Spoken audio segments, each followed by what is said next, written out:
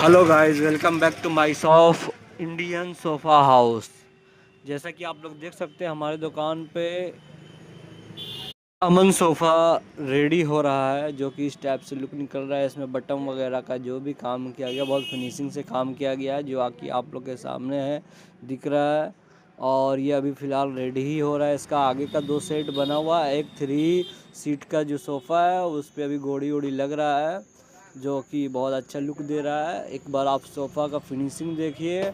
और ऐसे सोफ़ा वोफ़ा बनाना है तो हमारे दिए गए नंबर पे कांटेक्ट कीजिए, ऑर्डर दीजिए। हमारे दुकान पे इस टाइप का सोफ़ा बनता है, हर मॉडल।